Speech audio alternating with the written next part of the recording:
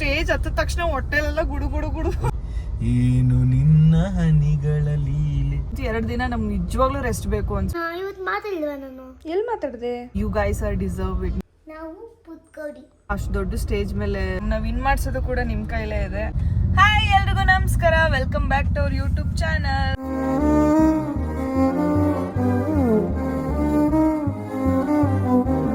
ಎಲ್ರಿಗೂ ನಮಸ್ಕಾರ, welcome back to our YouTube channel. ನೋಡಿ ಅಲ್ಲೂರಗೂ ನಮಸ್ಕಾರ ಅಂತ. ಏನು ಅಲ್ಲೂರಗೂ ಏನ್ ಸಮಾಚಾರ? ಎಲ್ಲೋಗಿದೆ ಇಷ್ಟ ದಿನ? ಬಿಸಿ ಅಲ್ಲ, ನಿಜವಾಗ್ಲೂ ಹೇಳ್ತಲ್ಲ, ಒಂದ್ ಕಡೆ ಫುಲ್ ಖುಷಿ, ಒಂದ್ ಕಡೆ ಬ್ಲಾಗ್ ಮಾಡಕ್. ಆಮೇಲೆ ನಿಜವಾಗ್ಲೂ ಐ ಆಮ್ ಎಕ್ಸ್ಟ್ರೀಮ್ಲಿ ಸಾರಿ. ಯಾರ್ಯಾರು ಮೆಸೇಜ್ ಮಾಡಕತ್ತಿರೋ, ಯಾರು ಕಮೆಂಟ್ ಮಾಡಕತ್ತಿರೋ ಅವ್ರಿಗೆಲ್ಲ ಸಾರಿ ಕೇಳ್ತೀನಿ. ಯಾಕೆ ಗೊತ್ತಾ ಪಾಪ, ನೀ ಯಾಕೆ ಬ್ಲಾಗ್ ಮಾಡ್ತಿಲ್ಲ ನಿಜವಾಗ್ಲೂ ಹೆಂಗಾಗ್ಬಿಡತ್ತಂದ್ರೆ ನಿದ್ದೆ ಮಾಡ್ಬೇಕು, ಬರೀ ನಿದ್ದೆ ಆಗ್ಬಿಡತ್ತೆ, ಹಂಗಾಗೈತೆ. ಆಮೇಲೆ ಅಂದ್ರೆ 2 ದಿವಸ ಸ್ಕಿಪ್ ಆಗತ್ತೆ, ಅಂದ್ರೆ ಅದೇನೋ ಅಂತಾರಲ್ಲ ಜೆಟ್ ಲ್ಯಾಗ್. ಬೇರೆ ಕಂಟ್ರಿಗೆ ಹೋದ್ರೆ ಜೆಟ್ ಲ್ಯಾಗ್ ಅಂತ ಅಂತಾರಲ್ಲ, ಹಂಗಾಗ್ಬಿಡತ್ತೆ ನಮ್ದು. ಇವಾಗ ಜೆಟ್ ಲ್ಯಾಗ್ ತರ ಆಗ್ಬಿಡುತ್ತೆ. ಬಟ್ ಓಕೆ, ಪರವಾಗಿಲ್ಲ, ತುಂಬಾ ಖುಷಿ ಆಯ್ತು ನಮಗೆ. ಝೀಯಲ್ಲಿ ಮಾಡ್ತಿರೋದಂದ್ರೂ ಸಖತ್ ಖುಷಿ ಐತಿ. ಬಟ್ ಯಾರೆಲ್ಲ ಸಪೋರ್ಟ್ ಮಾಡ್ತಿರೋ ಥ್ಯಾಂಕ್ ಯು. ಇದ್ರ ಪ್ರೀವಿಯಸ್ ಆಗಿ ಒಂದು ವಿಡಿಯೋ ಮಾಡಿದ್ವಿ, ತುಂಬಾ ಖುಷಿ ಆಯ್ತು ನಾವು ಝೀಗೆ ಹೋಗಿದ್ಕೆ ಅಂತ. ಮತ್ತೆ ಅದನ್ನೇ ಏನು ಹೇಳೋದಂತ ಈ ವಿಡಿಯೋ ಏನು ಮಾಡ್ತಿದೀವಿ ಅಂದ್ರೆ, ಎಷ್ಟೊಂದು ದಿನ ಆದ್ಮೇಲೆ ನಾನು ಸುಸ್ಮಿತಾ ಇಬ್ಬರು ಆಚೆ ಹೋಗ್ತಿದೀವಿ. ಎಲ್ಲಿಗೆ ಹೋಗ್ತಿದೀವಿ ಏನು ಎತ್ತ ಅಂತ ನಮಗೆ ಗೊತ್ತಿಲ್ದಂಗೆ ಆಚೆ ಹೋಗ್ತಿದೀವಿ. ಸುಮ್ಮನೆ ಹೊರಗೆ ಹೋಗ್ಬಾರ್ದೆ, ಸಾಕಾಗ್ಬಿಡತ್ತೆ ಸುಸ್ಮಿತಾ, ಎಲ್ಲಾನು ಹೋಗೋಣ ಅಂತ ಅನ್ಸ್ಬಿಡೋದು ಅಂತ ಅದಕ್ಕೆ ಹೊರಗೆ ಕರ್ಕೊಂಡು ಹೋಗ್ತೀವಿ. ನೋಡಿ ಗೈಸ್, ಬೆಂಗಳೂರು ವೆದರ್ ಎಷ್ಟು ಚೆನ್ನಾಗಿದೆ. ಬೆಳಿಗ್ಗೆನೆ ಮಳೆ ಸ್ಟಾರ್ಟ್ ಆಗ್ಬಿಡುತ್ತೆ. ಯುಕ್ತನ್ ಕರ್ಕೊಂಡು ಹೋಗ್ಬೇಕು ಅನ್ಕೊಂಡ್ವಿ, ಬಟ್ ಯುಕ್ತನ್ ಸ್ಕೂಲ್ ಮೊದ್ಲೇ ವಾರಕ್ಕೆ 1 ದಿವಸನ 2 ದಿವಸ ಮಿಸ್ ಮಾಡ್ಸಕತ್ತೀವಿ. ಬರ್ತೀವಿ. ಏನಂದ್ರೆ ಇವಾಗ ನಮ್ದು ಈಗ ಝೀ ಶೋ ನೋಡಿದ್ರೆ ಪ್ರೊಮೋ ಶೂಟ್ಸ್ ಇರುತ್ತೆ. ಅಂತ ಟೈಮಲ್ಲೆಲ್ಲ ಅವ್ರು ಮುಂಚೆನೆ ಮಾಡ್ಬೇಕು. ಈ ಊರಿಗೆ ಓಡಾಡ್ತಿದೀವಿ, ಅದೇನಂದ್ರೆ ಒಂದೇ ದಿನದಲ್ಲಿ ಹೋಗಿ ಎಲ್ಲ ಕವರ್ ಮಾಡಿಸ್ಕೊಂಡು ಎಲ್ಲ ಕರ್ಕೊಂಡ್ ಬಂದ್ಬಿಡ್ತಾರೆ. ಸೊ ಅಲ್ಲಿ ಓಡಾಟ, ಆಮೇಲೆ ನಿದ್ದೆನೇ ಇಲ್ಲ ಗೈಸ್. ಆಮೇಲೆ ಶೋ ಸ್ಟಾರ್ಟ್ ಆದರೆ ಹೇಗೆ ಅಂದರೆ, ಇವತ್ತು ಬೆಳಗ್ಗೆ ಒಂದು 7 o'clock 7:30 ಒಂದು 9 o'clock ಅಂದ್ಕೊಳ್ಳಿ. ಒಂದು 10 ಗಂಟೆಗೆ ನಾವು ಶೋಗೆ ಅಲ್ಲಿಗೆ ಹೋಗ್ತೀವಿ ಅಂದರೆ, ಝೀ ಕನ್ನಡ ಹೋಗ್ತೀವಿ ಅಂತಂದರೆ, ನಾವು ಬರೋದು ನೆಕ್ಸ್ಟ್ ದಿನ 4 ಗಂಟೆ ಆಗುತ್ತೆ ಶೋ ಮುಗಿಯೋಕ್ಕೆ. ಸೊ ಅದನ್ನೆಲ್ಲ ಮುಗಿಸ್ಕೊಂಡು ಮನೆಗೆ ಬರೋಷ್ಟಲ್ಲ. ಯಾಕಂದ್ರೆ ಯಾಕೆ ಅಷ್ಟು ಲೇಟ್ ಆಗುತ್ತಂದ್ರೆ, ಎಲ್ಲ ಪ್ರತಿಯೊಂದು ಕಂಟೆಸ್ಟೆಂಟ್ಸ್ ವಿಡಿಯೋಸ್ಗಳು ಮಾಡ್ಬೇಕು. ಸ್ಪೆಷಲಿ ಟೆಕ್ನಿಷಿಯನ್ಸ್ಗಳು ಇದಾರಲ್ಲ, ಅಲ್ಲಿ ಭಾರಿ ಕಷ್ಟ ಪಡ್ತಾರೆ ಝೀಯಲ್ಲಿ ಪಾಪ. ಅವರು ಕ್ಯಾಮ್ರಾಮ್ಯಾನ್ ಆಗಿರ್ಬೋದು, ಆರ್ಟ್ ಡಿಪಾರ್ಟ್ಮೆಂಟ್ ಆಗಿರ್ಬೋದು, ಆಮೇಲೆ art department in the sense set department ಎರಡು ಒಂದೇ. ಸೆಟ್ ಡಿಪಾರ್ಟ್ಮೆಂಟ್ ಆಗಿರ್ಬೋದು, ಪ್ರೊಡಕ್ಷನ್ ಹುಡುಗರು ಆಗಿರ್ಬೋದು. ನಿಜವಾಗ್ಲೂ ಝೀ ಅವರು ಎಷ್ಟು ಜನಕ್ಕೆ ಊಟ ಹಾಕ್ತಾರೆ ಅಂದ್ರೆ, ಸ್ಪೆಷಲಿ ಊಟದ ಬಗ್ಗೆ ಮಾತಾಡ್ಬೇಕು ನಾನು. ಇವಾಗ ನೀವು ಫ್ಯಾಮಿಲಿ ರೌಂಡ್ಸ್ಗಳನ್ನೆಲ್ಲ ನೋಡಿ, ಎಷ್ಟೊಂದು ಜನ ಫ್ಯಾಮಿಲೀಸ್ ಬಂದಿರ್ತಾರ, ಅವ್ರು ಎಲ್ರಿಗೂ ಊಟ ಹಾಕ್ತಾರೆ ಝೀ ಅವರು. ಈಗ ಒಂದು ಫ್ಯಾಮಿಲಿಯಿಂದ 100 ಜನ ಬಂದ್ರು 100 ಜನಕ್ಕೂ ಊಟ ಹಾಕ್ತಾರೆ. ಆಮೇಲೆ ಆ ಊಟ ಹೆಂಗಿರುತ್ತೆ ಅಂದ್ರೆ, ನಾರ್ಮಲ್ ತರ ಇರೋದೇ ಅಲ್ಲ, ಮದ್ವೆ ಊಟ ತರನೇ ಇರ್ತದೆ. ಡೈಲಿ ಅಷ್ಟೇ ಪಾಪ. ವೆರೈಟೀಸ್ 3 ತರ ಟಿಫನ್ ಹಾಕ್ತಾರೆ, 3 ತರ ಊಟ ಹಾಕ್ತಾರೆ ಪಾಪ. ಆಮೇಲೆ ಇನ್ನೊಂದು ಹೇಳ್ತೀನಿ, ನನ್ನ ಪ್ರಕಾರ ಒಂದು 15 ಇಂದ 20 ಗ್ಯಾಸ್ಗಳು ಯಾವಾಗ್ಲೂ ಬೇಯ್ತಾನೆ ಇರ್ತವೆ. ನಿಜವಲ್ಲ, ಆ ಪುಣ್ಯ ಅವ್ರಿಗೆ ಬಾರಿ ಬರುತ್ತೆ ಝೀ ಅವ್ರಿಗೆ. ಊಟ ಎಲ್ರಿಗೂ ಬಂದವ್ರಿಗೆಲ್ಲ ಹೊಟ್ಟೆ ತುಂಬಾ ಊಟ ಹಾಕ್ತಾರಲ್ಲ, ಆ ಪುಣ್ಯ ಬಾರಿ ಬರುತ್ತೆ. ಒಂಥರ ಚೆನ್ನಾಗಿರುತ್ತೆ ಅದು. ಆಮೇಲೆ ಕಟ್ಟಂತ ಒಂದು ಬ್ರೇಕ್ ಕೊಡ್ತಿರ್ತಾರೆ, ಅವಾಗ ಒಂದು 1 hour ಹಂಗೆ ಬ್ರೇಕ್ ಕೊಡ್ತಿರ್ತಾರೆ. ಒಂಥರ ಚೆನ್ನಾಗಿದೆ, ಭಾಳ ಅಂದ್ರೆ ಭಾಳ ಚೆನ್ನಾಗಿದೆ. ಇವಾಗ ಯಾಕೆ ಅಷ್ಟು ಲೇಟು ಯಾಕಂದ್ರೆ 3.5 hour ಪ್ರೋಗ್ರಾಮ್. ಅದನ್ನ ಎಷ್ಟು ತಾಸಲ್ಲಿ ಶೂಟ್ ಮಾಡ್ಬೇಕು, ಟೈಮ್ ಬೇಕೇ ಬೇಕಲ್ವಾ? ಯಾಕಂದ್ರೆ ಸ್ವಲ್ಪ ಹೊತ್ತಾದ್ರೆ, ಇವಾಗ ಒಂದು ಸಿನಿಮಾ 2.5 hour ಸಿನಿಮಾನೇ ವರ್ಷಗಟ್ಲೆ ತೆಗಿತಾರೆ. ಸೊ ಹಂಗೆ ಇದೂ ಅಷ್ಟೇ ಅಲ್ವಾ, 3.5 hour ಶೋ. ಅದನ್ನೆಲ್ಲ ಕಟ್ ಮಾಡಬೇಕು. ಈಗ ರಿಲೇಷನ್ಸ್ಗಳು ಬಂದಿರ್ತಾರೆ, ತುಂಬಾ ಮಾತಾಡ್ತಿರ್ತಾರೆ, ಅವ್ರಿಗೆ ಹೇಳಕ್ಕಾಗಲ್ಲ, ನಿಲ್ಸಿ ಅಂತ ಹೇಳಕ್ಕಾಗಲ್ಲ, ಹರ್ಟ್ ಮಾಡ್ಕೊಂಡ್ಬಿಡ್ತಾರೆ ಕೆಲವೊಬ್ರು. ಅದು ಆಮೇಲೆ ಸ್ಪೆಷಲ್ ಥ್ಯಾಂಕ್ಸ್ ಟು ನಾನು ಯಾರಿಗೆ ಹೇಳ್ತೀನಿ ಅಂದ್ರೆ, ನಿರಂಜನ್ ಸರ್. ನಿರಂಜನ್ ನೀವು ನೋಡಿರ್ತೀರ ಅವ್ರ ಆಂಕರಿಂಗ್ ಎಲ್ಲ, ಡೇ ಅಂಡ್ ನೈಟ್ ಅವರು ಹೆಂಗ್ ನಿಂತಿರ್ತಾರ ಹಂಗೆ. ಅಟ್ಲೀಸ್ಟ್ ನಾವು ಕೂರ್ತೀವಿ, ನಾವೆಲ್ಲ ಕೂತ್ಕೋತೀವಿ, ಎದ್ದೇಳ್ತೀವಿ, ಸ್ವಲ್ಪ ಹೊತ್ತು ಏನೋ ರೆಸ್ಟ್ ಮಾಡ್ಕೊಂಡು ಆರಾಮಾಗಿ ಕೂತಿರ್ತೀವಿ. ಬಟ್ ನಿರಂಜನ್ ಅವ್ರ ಪಾಪ ಹೆಂಗ್ ಎದ್ದಿರ್ತಾರೋ, ಹೆಂಗ್ ನಿಂತ್ಕೊಂಡಿರ್ತಾರೋ, ಅವ್ರ ಮುಖದಲ್ಲ ಭಾವನೆನೂ ತೋರ್ಸಂಗಿಲ್ಲ. ಅವ್ರಿಗೆ ಸುಸ್ತಾಗ್ತಿದೆ ಅನ್ನೋದು ಏನೇನು ಪೂರ್ತಿ ಮುಗ್ಗಿಯವರೆಗೂ ಖುಷಿಯಾಗಿರ್ತಾರೆ. ಅವ್ರಿಗಂತೂ ನಿಜವಾಗ್ಲೂ ಅಟ್ಲೀಸ್ಟ್ ನಾವು ಕುತ್ಕೊಂಡು ಶೋನ ನೋಡ್ತೀವಿ, ಅವ್ರು ನಿಂತ್ಕೊಂಡೇ ಆಂಕರಿಂಗ್ ಮಾಡಬೇಕು, ಮುಗ್ಗಿಯವ್ರಿಗೂ ನಿಂತ್ಕೊಂಡೇ ಇರಬೇಕು. Anchoring job is not at all easy. ನಾನು ಅನ್ಕೊಂಡಿದ್ದೆ ಏನು ಪಟ್ಟಂತ ಮಾಡ್ತಾರೆ, ಅವಾಗ ಹೋಗಿ ಕುತ್ಕೋತಾರೆ ಅಂತ. ಬಟ್ ಇಲ್ಲ, ನಿಜ ಹೇಳ್ತೀರಲ್ಲ, ಪೂರ್ತಿ ದಿನ. ಆಮೇಲೆ ಏನಂದ್ರೆ, ಒಂದೊಂದು ಫ್ಯಾಮಿಲಿ ಅವ್ರು ಬಂದ್ರು ಏನಿಲ್ಲ ಅಂದ್ರೂ ಅವ್ರು ಒಂದು ಫ್ಯಾಮಿಲಿದವ್ರದ್ದು ಮುಗ್ಸಕ್ಕೇನೆ 1.5 hour ವರ್ಗು 1 hour ವರ್ಗು ಆಗೇ ಆಗುತ್ತೆ. 1.5 hour ಒಳಗೆ ಇಷ್ಟು ಅವರ್ಸ್ ಅಂತೂ ಬೇಕೇ ಬೇಕು. ಅವ್ರು ಅಲ್ಲಿ ಎಲ್ರೂ ಮಾತಾಡ್ಸ್ಬೇಕು, ನಿಂತ್ಕೊಂಡೇ ಇರಬೇಕು.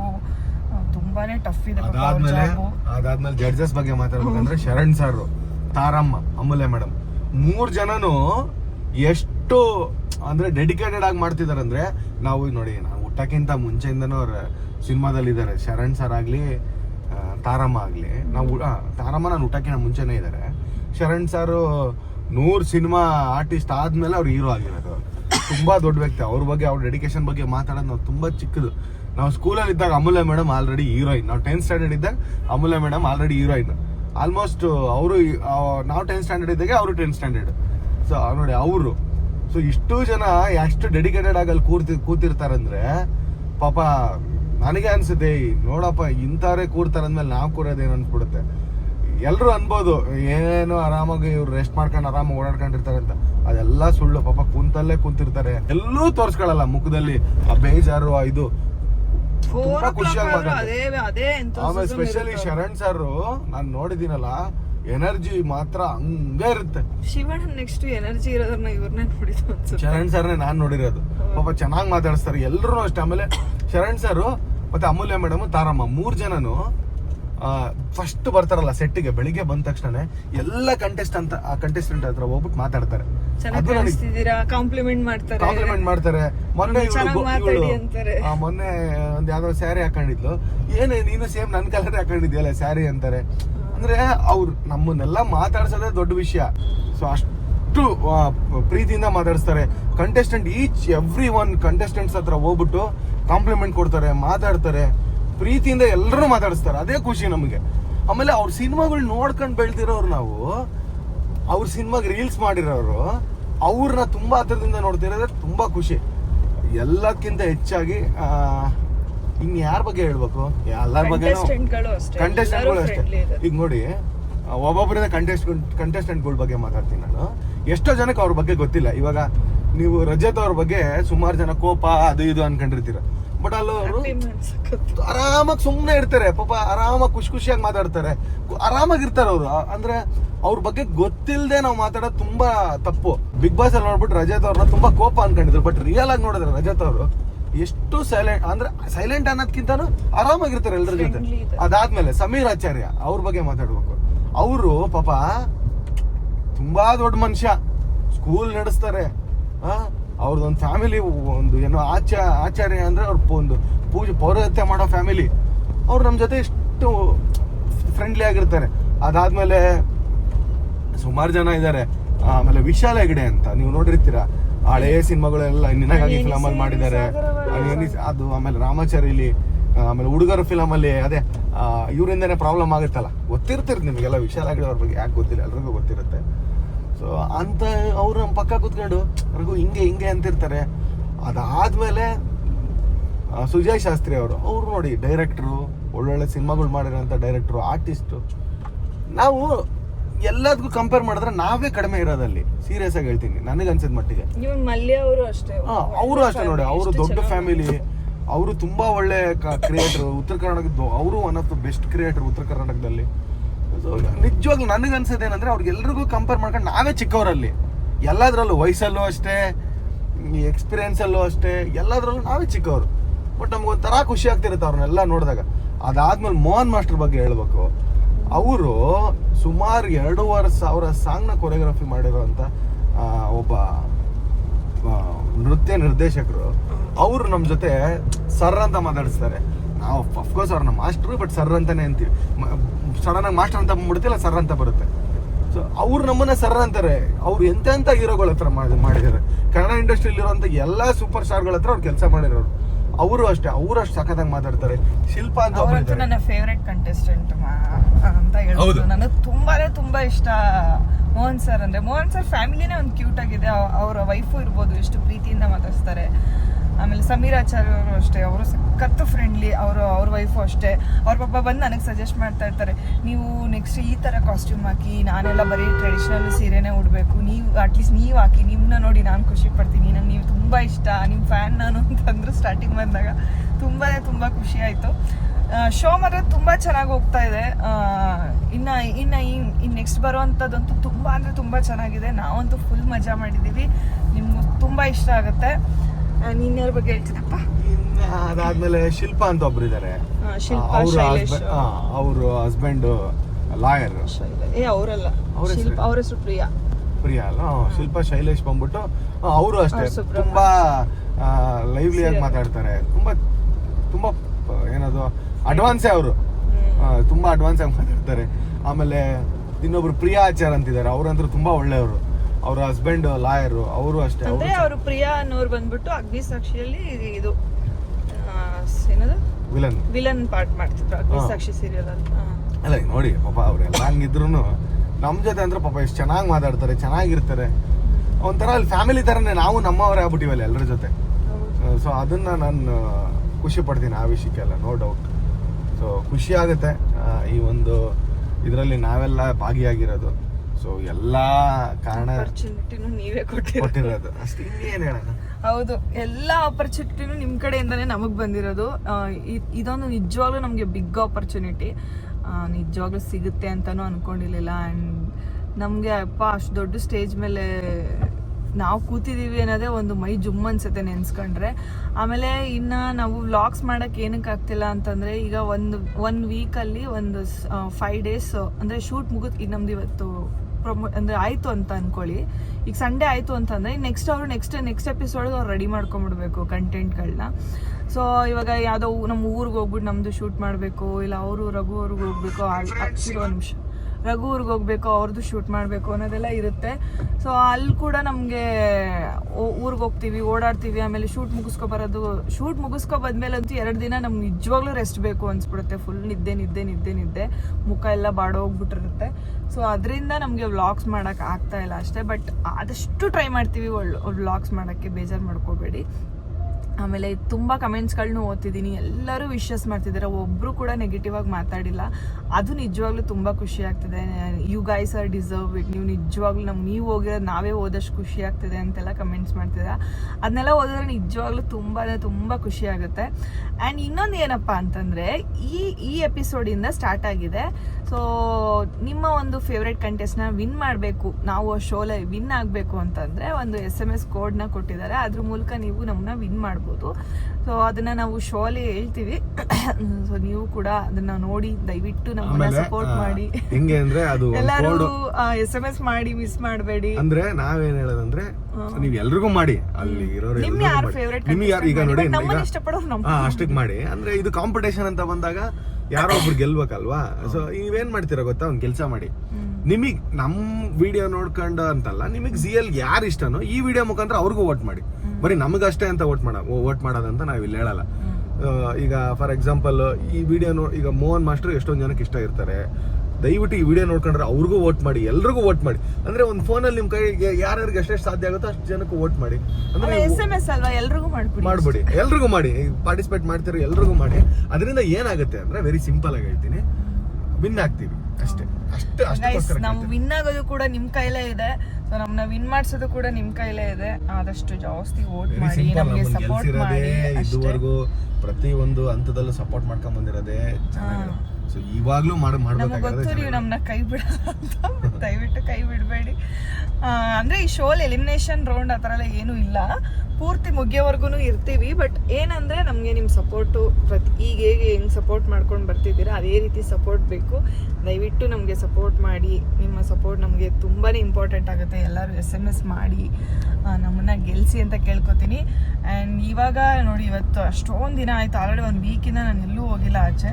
ಸೊ ರಘು ಹೇಳಿದೆ ಸ್ವಲ್ಪ ಆಚೆ ಹೋಗಾದ್ರು ಬರೋಣ, ಒಂದು ಸ್ವಲ್ಪ ಮೈಂಡ್ ರಿಲ್ಯಾಕ್ಸ್ ಆಗಲಿ ಅಂತೇಳಿ. ಸೊ ಎಲ್ಲಾದ್ರೂ ಆಚೆ ಹೋಗ್ಬೇಕು ಅಂದ್ರೆ ಇಲ್ಲಿ ಟ್ರಾಫಿಕ್ ಒಂದ್ ಯಾವ್ದೋ ಒಂದು ಹೋಟ್ಲ್ ನೋಡ್ಕೊಂಡ್ವಿ. ಆ ಹೋಟ್ಲ್ ದೂರ ಐತಿ ಇಲ್ಲಿಂದ, ಒಂದ್ ಏನಿಲ್ಲ ಅಂದ್ರೆ ಒಂದ್ 15-20 ಕಿಲೋಮೀಟರ್, ಒಂದು 15 ಕಿಲೋಮೀಟರ್ ಐತೆ ಹೋಟ್ಲು. ಸೊ ಆ ಹೋಟ್ಲಿಗೆ ಹೋಗ್ಬೇಕು ಅಂದ್ರೆ ಇನ್ನೊಂದು ಒಂದು ಸ್ವಲ್ಪ ಪ್ರಮೋಷನ್ಸ್ ಕೆಲಸನೂ ಇತ್ತು. ಆಮೇಲೆ ನಾನು ಬಟ್ಟೆ ಹೊಲಿಯಕ್ಕೆ ಕೊಡಬೇಕು, ಇನ್ನು ನೆಕ್ಸ್ಟ್ ಎಪಿಸೋಡ್ಸ್ಗಳಿಗೆ ಬಟ್ಟೆ ಹೊಲಿಯಕ್ಕೆ ಹೋಗ್ಬೇಕು. ಸೊ ಅಲ್ಲೊಂದು ಸ್ವಲ್ಪ ಆಚೆ ಹೋಗೋದಿದೆ. ಸೊ ಎಲ್ಲ ಇವತ್ತು ಮುಗಿಸ್ಕೊಂಡು ಹಂಗೆ ಒಳ್ಳೆ ಕಡೆ ಹೋಗಿ ಒಳ್ಳೆ ಹೋಟೆಲ್ಗೆ ಹೋಗಿ ಲಂಚ್ ಮಾಡ್ಕೊಂಡು ಬರೋಣ ಅಂತ ಅನ್ಕೊಂಡಿದೀವಿ. ಸೊ ಅದಕ್ಕೆ ನಾನು ರಘು ಇಬ್ಬರೇ ಹೋಗ್ತಿದ್ದೀವಿ. ಯುಕ್ತನ್ಗೂ ಅಷ್ಟೇ, ಪಾಪ ಅವಳಿಗೂ ಅಷ್ಟೇ 1 ವೀಕಲ್ಲಿ ಏನಿಲ್ಲ ಅಂದ್ರೂ ಒಂದು 3 days ರಜೆ ಆಗ್ತಾ ಇದೆ ಪಾಪ ಅವಳಿಗೆ. ಅದಕ್ಕೆ ಆದಷ್ಟು ಸ್ಕೂಲ್ಗೆ ಹೋಗ್ಲಿ ಅಂದ್ಬಿಟ್ಟು ನಾನು ಈಗ ಅವಳು ನಾವು. ಆಮೇಲೆ ಇನ್ನೊಂದು ಹೇಳ್ತೀನಿ, ಅವಳು LKG ಅಲ್ವಾ, ಅಷ್ಟು ಅದಕ್ಕೋಸ್ಕರನೇ ಈ ಶೋ ಅಲ್ಲಿ ಸ್ಕೂಲ್ ಮಿಸ್ ಆದ್ರೂ ನಮಗೇನು ಅಷ್ಟು ಬೇಜಾರಾಗ್ತದೆ. ಆಮೇಲೆ ನಾನು ಅವ್ರ ಸ್ಕೂಲಲ್ಲಿ ಮ್ಯಾಮ್ಗೂ ಹೇಳ್ಬಿಟ್ಟಿದ್ದೀನಿ, ನಾನು ಮನೆಗೆ ಬಂದ ತಕ್ಷಣ ಇನ್ ಕೇಸ್ ಅಲ್ಲಿ ಮುಗಿಸ್ಕೊಂಡು ಶೋ ಮುಗಿಸ್ಕೊಂಡು ಬಂದ ತಕ್ಷಣ ಅಷ್ಟೇ ನಾನು ಅವಳಿಗೆ ಏನೇ ಹೋಮ್ವರ್ಕ್ ಅಲ್ಲಿ ಡೈರಿಲಿ ಬರ್ದಿರ್ತಾರೆ ಅದನ್ನೆಲ್ಲ ನಾನು ಮನೇಲಿ ಅವಳಿಗೆ ನಾರ್ಮಲ್ ಬುಕ್ಕಲ್ಲೂ ಪ್ರಾಕ್ಟೀಸ್ ಮಾಡಿಸ್ತೀನಿ. ಎ ಇಂದ ಝೆಡ್ ವರ್ಗೂ ಬರೀ, ಆಮೇಲೆ ಸ್ಮಾಲ್ ಎ ಇಂದ ಸ್ಮಾಲ್ ಝೆಡ್ ವರ್ಗೂ ಬರೀ, ಆಮೇಲೆ 1 2 3 4 30 ಇವಾಗ 40 ವರೆಗೂ ಹೇಳ್ಕೊಟ್ಟಿದ್ದಾರೆ, 40 ವರ್ಗೂ ಬರೀ, ಆಮೇಲೆ ಇಲ್ಲಿ ಆ 2 ಹೇಳ್ಕೊಟ್ಟಿದ್ದಾರೆ, ಅದನ್ನೆಲ್ಲ ಬರೀ ಅಂತ. ಪಾಪ ಅವಳು ಎಲ್ಲಾನು ಪಿಕಪ್ ಇದ್ದಾಳೆ, ಅವಳು ಕೂಡ ಸ್ಲೋ ಲರ್ನರ್ ಅಲ್ಲ, ಫಾಸ್ಟ್ ಲರ್ನರ್ ಇದ್ದಾಳೆ. ಆಮೇಲೆ ಇನ್ನೊಂದು ವಿಷಯ, ಸುಮಾರು ಜನ ಯುಕ್ತ ಹಾಕಲ್ಲಿ ಮಾತಾಡಲ್ಲ ಅಂದ್ರೆ, ಬಟ್ ಒಂದ್ ಹೇಳ್ತೀನಿ, ನಮಗೇನ್ ನರ್ವಸ್ ಆಗುತ್ತೆ ಮಾತಾಡಕ್ಕೆ. ಹೊಟ್ಟೆಲಿ ನಿಜ ಸ್ಟೇಜ್ ಹತ್ತಿದ ತಕ್ಷಣ ಹೊಟ್ಟೆಲೆಲ್ಲ ಗುಡು ಗುಡು ಗುಡು ಒಂಥರ ಭಯ ಆಗ್ಬಿಡುತ್ತೆ. ನಮ್ ಸ್ಟೇಜ್ ಫಿಯರ್ ಎಲ್ರಿಗೂ ಇರುತ್ತೆ, ನಮಗ್ ಅದು ಜಾಸ್ತಿ ಇದೆ. ಎಲ್ಲ ನನಗೆ ಸ್ವಲ್ಪ ಪಿಕಪ್ ಆಗಿದೆ. ಆಮೇಲೆ ಯುಕ್ತ ಪಾಪ ಅವಳು ಅಂದ್ರೆ ಸ್ಟೇಜ್ ಇಂದ ಮಾತಾಡ್ತಾಳೆ, ಎಲ್ರ ಜೊತೆ ಚೆನ್ನಾಗಿದ್ದಾಳೆ, ಎಲ್ರು ಹೇಳ್ತಾರಲ್ಲ ಸ್ಟೇಜ್ ಜೊತೆ ಅಂದ್ರೆ ಭಯ. ನಾವು ಈಗ ಮಕ್ಕಳನ್ನ ಹಂಗೆ ಫೋರ್ಸ್ ಮಾಡಿ ಹಿಂಸೆ ಕೊಡಿ ಮಾತಾಡ್ಲೇಬೇಕು, ಹಂಗೆ ಇಷ್ಟ ಆಗಲ್ಲ ಅಂತ ನಾವು ಮ್ಯಾಕ್ಸಿಮಮ್ ಹೇಳ್ತೀವಿ. ಯುಕ್ತ ಮ್ಯಾಕ್ಸಿಮಮ್ ಒಂದೊಂದ್ಸಲ ಬೈತೀವಿ, ಯುಕ್ತ ಯಾಕೆ ಯುಕ್ತ ಹಂಗೆ ಮಾಡ್ತೇವೆ, ಮಾತಾಡಕ್ಕಾಗಲ್ಲ ಏನಂತ ಅಂದಾಗ ಅವಳು ಹ್ಞೂಪ್ಪ ಮಾತಾಡ್ತೀನಿ ಅಂತ ಭಯ ಪಡ್ತಾಳೆ, ಒಂದ್ಸರಿ ಭಯ ಪಟ್ಬಿಡ್ತಾಳೆ. ಸೊ ಅದಕ್ಕೆ ನಾವು ಮಕ್ಕಳನ್ನ ಫೋರ್ಸ್ ಮಾಡಕ್ಕೆ ಇಂಟ್ರೆಸ್ಟೇ ಇಲ್ಲ, ನೀನು ಮಾತಾಡ್ಲೇಬೇಕು ಅಂತ. ಸೊ ಅಷ್ಟು ಬಿಟ್ರೆ ಇನ್ನೇನು ಇಲ್ಲ. ಯಾರೇನು ಇದು ಅನ್ಕೋಬೇಡಿ, ಏನೋ ಇವಳು ಅಲ್ಲಿ ಮಾತ್ರ ಮಾತಾಡೋದು ಇಲ್ಲಿ ಮಾತಾಡಲ್ಲ ಅಂತಲ್ಲ. ಮಕ್ಳಿಗೆ ಏನು ಗೊತ್ತಾಗುತ್ತೆ, ಮಕ್ಕಳ ಮನಸ್ಸು ಇಷ್ಟ ಬಂದರೆ ಮಾತಾಡ್ತವೆ, ಇಷ್ಟ ಇಲ್ಲ ಅಂದರೆ ಮಾತಾಡಲ್ಲ ಅಷ್ಟೇ.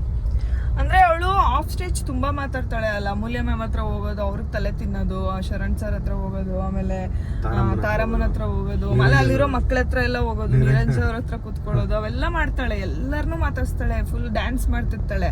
ಸ್ಟೇಜ್ ಮೇಲೆ ಹೋದ ತಕ್ಷಣ ಟುಸ್ಪಟ್ ಹಾಕಿ ಫುಲ್ ಎದ್ರುಕೊಂಡ್ಬಿಡ್ತಾಳೆ, ನರ್ವಸ್ ಆಗ್ಬಿಡ್ತಾಳೆ. ಆಮೇಲೆ ಎಲ್ಲಾ ಲೈಟ್ಸು ಅವಳ ಮೇಲೆ ಬೀಳ್ತಿರೋದು, ಎಲ್ಲರೂ ಅವಳೇ ನೋಡ್ತಿದ್ರೆ ಸ್ವಲ್ಪ ನಾಚಿಕೆ ಫೀಲ್ ಮಾಡ್ಕೊತಾಳೆ. ಅದು ಇವಾಗ ಸ್ವಲ್ಪ ಕಮ್ಮಿ ಆಗ್ತಾ ಇದೆ, ಇನ್ನು 2 ಶೋ ಅಲ್ವಾ ಆಗಿರೋದು, ಈಗ ಸ್ವಲ್ಪ ಕಮ್ಮಿ ಆಗ್ತಾ ಇದೆ. ನೋಡೋಣ ಇನ್ನು ಮುಂಬರುವ ಶೋ ಅಲ್ಲಿ ಅವಳು ಮಾತಾಡಿದ್ರೆ ಸಾಕು ಅಷ್ಟೇ ಗೈಸ್. ಈಗ ರೀಚ್ ಆದ್ಮೇಲೆ ಎಲ್ಲ ಮುಗಿಸ್ಕೊಂಡು ಊಟ ಎಲ್ಲ ಎಲ್ಲಿ ಮಾಡ್ತೀವಿ ಅಂತೆಲ್ಲ ತೋರಿಸ್ತೀನಿ, ಸಿಗ್ತೀವಿ. ಬಾಯ್. ನಾವು ಸಿಕ್ಬಿಟ್ಟು ಮಾತಾಡೋಣ. ಸೊ ಎಷ್ಟೊಂದು ದಿನ ಆದಮೇಲೆ ಬರ್ಗರ್ ಕಿಂಗಿಗೆ ಬಂದು ತಿಂತಾ ಇದ್ದೀವಿ. ನನಗೆ ಯೂಶ್ವಲಿ ಬರ್ಗರ್ ಕಿಂಗಲ್ಲಿ ಬರ್ಗರ್ಗೆ ಇಷ್ಟ, ಬಟ್ ನನಗೆ ಇಲ್ಲಿ ಇದೇನು ಇಷ್ಟ ಗೊತ್ತಾ, ಫ್ರೆಂಚ್ ಫ್ರೈಸ್ ಇಷ್ಟ. ಇಲ್ಲಿ ನೋಡಿ ಸಾಸ್ ಗೀಸಾಗೆ ಚೆನ್ನಾಗಿ ಕೊಟ್ಟಿರ್ತಾರೆ. ಹನಿಗಳಲ್ಲಿ ಯಾಕೆ ನೋಡಿ ಗೈಸ್ ಹೆಂಗ್ ಬೈತಾನೆ ನನಗೆ, ಹೆಂಗೆ ಕೆಟ್ಟ ಮಾತಾಡ್ತಾನೆ ನೋಡಿ. ನೋಡಿದ್ರು ಎಲ್ಲ ಕೇಳಿಸ್ಕೊಟ್ರು ನೋಡಿ, ಸತ್ಯ ಇದೆ, ಸತ್ಯ ಆಚೆ ಬರ್ತದೆ ನೋಡಿ. ಟ್ರಾಫಿಕ್ ಅಲ್ಲ ಮೆಜ್ಮಾದ್ರು ನಂಗೆ ಎಂಟರ್ಟೈನ್ಮೆಂಟ್ ಕೊಡ್ತಾ ಇದಾರೆ. ನಾನು ನಿನಗೆ ಅಂದಿದ್ದು ನೀನದು ನೋಡಿ ಗೈಸ್, ಬೆಂಗಳೂರಲ್ಲಿ ಎಷ್ಟು ಟ್ರಾಫಿಕ್ ಇದೆ, ಎಷ್ಟು ಬೇಜಾರಾಗುತ್ತೆ ಗೊತ್ತಾ. ಬೆಳಿಗ್ಗೆಯಿಂದ ನಾವು ಬೆಳಿಗ್ಗೆ ಎಷ್ಟೊತ್ತಿಗೆ ಮನೆ ಬಿಟ್ಟಿಚ್ಚಿನ 9:30 ಇಲ್ಲ 10 ಗಂಟೆ 10 ಗಂಟೆ ಬೆಳಗ್ಗೆ 10 ಗಂಟೆಗೆ ಮನೆ ಬಿಟ್ಟವರು, ಇನ್ನೂ 5:30 ಇನ್ನೂ ಇಲ್ಲೇ ಇದೀವಿ, ಆಚೆನೇ ಇದೀವಿ. ಇವತ್ತು 2 ಕೆಲಸ ಇತ್ತು, 2 ಕೆಲಸನೂ ಮುಗಿಸ್ಕೊಂಡು ಈಗ ಮನೆಗೆ ಹೋಗ್ತಾ ಇದೀವಿ. ಇವತ್ತು ನನಗೆ ತುಂಬಾ ಇಷ್ಟ ಆಗಿದ್ದು ಏನಂದ್ರೆ, ಇವತ್ತು ಒಂದ್ ಕಡೆ ಹೋಗಿದ್ವಿ, ಡಿಸೈನರ್ ಇದಕ್ಕೆ ಹೋಗಿದ್ವಿ. ಅವರು ಏನೋ ದೇವಾಂಶ್ ಬುಟಿಕ್ ಅಲ್ಲ ಅವ್ರ ಹೆಸರು, ದೇವಾಂಶ್ ಬುಟಿಕ್ ಅಂತ. ಅವ್ರದ್ದು ಡ್ರೆಸ್ಗಳು ಭಾಳ ಇಷ್ಟ ಆಯ್ತು ನನಗೆ. ಅಂದರೆ ಅವರು ಮಾಡ್ತಿರೋದು, ಬಟ್ ಏನು ಗೊತ್ತಾ, ಅವ್ರು ಹೆಂಗೆ ಮಾಡ್ಕೊಟ್ರು ಅಂದರೆ ಎಲ್ಲ ಕಸ್ಟಮೈಸ್ ಮಾಡ್ಕೊಡ್ತೀನಿ ರಘು ನಿಮಗೆ ಅಂತ. ಬಟ್ ಸಖತ್ ಖುಷಿ ಆಯ್ತು ನನಗೆ. ಕಸ್ಟಮೈಸ್ ಹೆಂಗೆ, ನೀವು ಸಖತ್ತಾಗಿರೋ ಬಟ್ಟೆಗಳ್ನ ಹಾಕೊಳ್ಳಿ, ಶೋ ಅಲ್ವಾ, ತುಂಬ ಚೆನ್ನಾಗಿ ಮಾಡ್ಕೊಡಿ ಅಂತ ಮೆಜರ್ಮೆಂಟ್ ಎಲ್ಲ ತಗೊಂಡು ಒಳ್ಳೊಳ್ಳೆ ಡ್ರೆಸ್ ಮಾಡ್ಕೊಡ್ತೀನಿ ರಘು ಅಂತ ಹೇಳಿದ್ರು. ಥ್ಯಾಂಕ್ಸ್ ಅಕ್ಕ ಅಂತ ಹೇಳಿ ಬಂದೆ ಅವರಿಗೆ. ಈ ಸಲ ಶೋ ಅಲ್ಲಿ ಇರೋವಂಥ ಎಲ್ಲ ಬಟ್ಟೆಗಳು ನಾನು ದೇವಾಂಶಿ ಅವ್ರಿಗೆ ಕೊಡ್ತಾರೆ, ಹಾಕತೀನಿ ನೋಡಿ ಹೆಂಗಿರ್ತಾವೆ ಬಟ್ಟೆಗಳಂತ. ನಾನು ತುಂಬ ಎಕ್ಸೈಟ್ ಆಗಿ ನಾನು ಅವ್ರಿಗೆ ಹೇಳ್ಬಿಟ್ಟಿನಿ, ಏನು ಗೊತ್ತಾ, ಪಾಪ ನೀವು ಅಷ್ಟೆಲ್ಲ ಹೇಳ್ತಿದ್ದೀರಲ್ಲ, ನನಗೆ ನೀವು ಬಟ್ಟೆನೇ ಅಂದ್ರೆ ಮುಂಚೆನೆ ಫೋಟೋ ಗಿಟ ತೆಗೆದು ಕಳಿಸ್ಬೇಡ್ರಿ, ಅಂದ್ರೆ ಈ ತರ ಹೊಲಿತಿದ್ದೀನಿ ಅಂತ ರೆಫರೆನ್ಸ್ ಬೇಡ, ಏನು ಬೇಡ, ಡೈರೆಕ್ಟ್ ನೀವು ಕಳಿಸ್ಬಿಡಿ. ಅದನ್ನ ನೋಡ್ಬಿಟ್ಟು ನಾನು ಖುಷಿ ಪಡ್ತೀನಿ, ಅಂದ್ರೆ ನಾನು ಸರ್ಪ್ರೈಸ್ ಆಗ್ತೀನಿ ಅಂತ ಹೇಳಿದೀನಿ. ಐ ಹೋಪ್ ಅವ್ರು ತುಂಬಾ ಚೆನ್ನಾಗಿ ಹೊಲ್ಕೊಡ್ತಾರೆ ಅಂತ ನಾನು ಅನ್ಕೊಂಡಿದ್ದೀನಿ.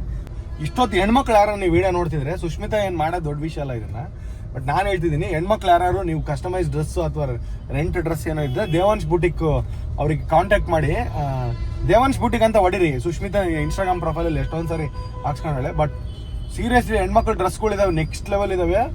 ಬಟ್ ಅವರು ಎಷ್ಟು ಚೆನ್ನಾಗಿ ಹೇಳಿದ್ರು, ಯಾರೋ ಒಬ್ರು ಬಂದು ತುಂಬ ಕಡಿಮೆ ಕೇಳಿದ್ರು ಅದು ಒಂದು ರೆಂಟ್ಗೆ. ಪಾಪ ಅವ್ರು ಒಂದು ಮಾತು ಹೇಳಿದ್ರು, ಮೇಡಮ್ ನಾನು 1200 ರೂಪೀಸ್ ಬರೀ ಡ್ರೈ ಕ್ಲಿನಿಕ್ಗೆ ಕೊಡ್ತೀನಿ ಮೇಡಮ್ ಅಂತ ಹೇಳಿದ್ರು.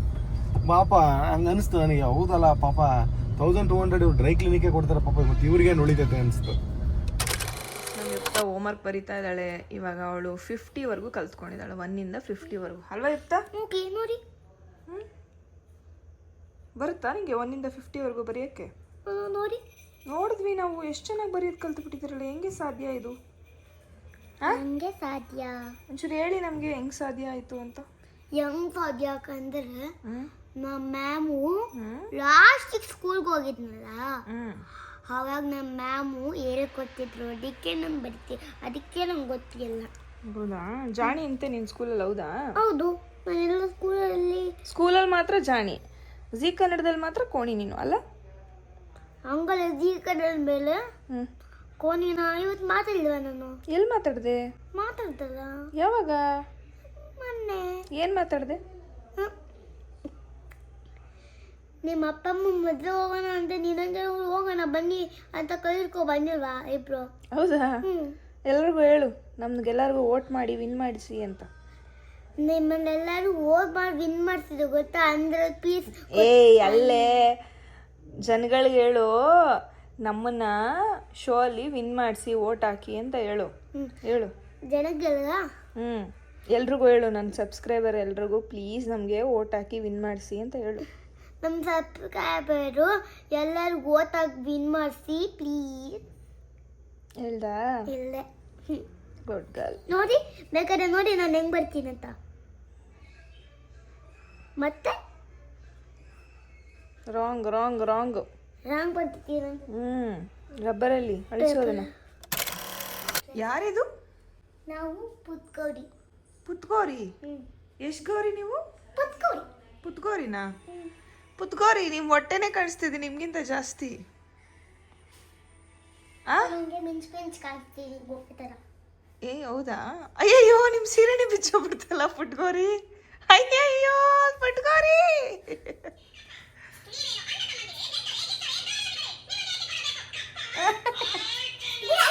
ಸ್ಟಾರ್ಟ್.